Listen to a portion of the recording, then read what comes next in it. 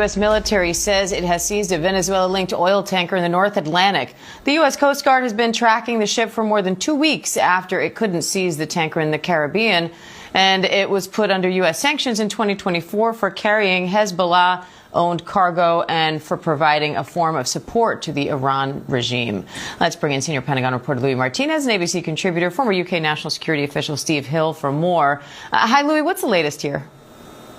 And the latest is that, yes, U.S. European Command is confirming that this vessel, known as the Bella, but now known as the Marinera, because it is now a Russian-registered vessel as of late December, has been seized by the U.S. Coast Guard with cooperation from the U.S. military. Now, the ship has been in pursuit now by the U.S. Coast Guard for the last 2 weeks, since December 20th, when there was an attempted boarding, but it did not succeed. And since then, that ship has been heading northeast along the Atlantic, heading towards, we weren't really sure where it was headed, but about 5 days ago, the ship activated its transponder, and some marine trafficking websites were able to locate it in the waters south of Iceland and west of the United Kingdom. And that is where this operation took place today.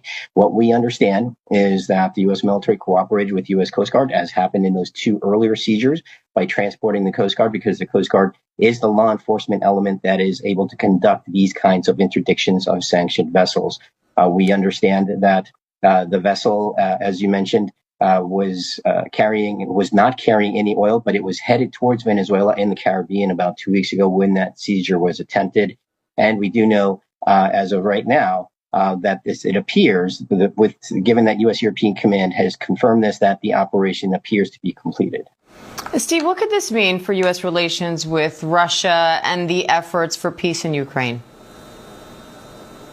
Well, I think it's a very sobering reminder to President Putin, who has been enjoying the last few days, that US power can be directed at him as well, that the US can and will use its power even if Russia has a stake in the game. The US have essentially put down a marker, which I think is also relevant for any future action in Cuba, that they're not going to be afraid of escalation with the Russians. The Russian Deputy Defense Committee head has already said that they're not going to escalate this militarily.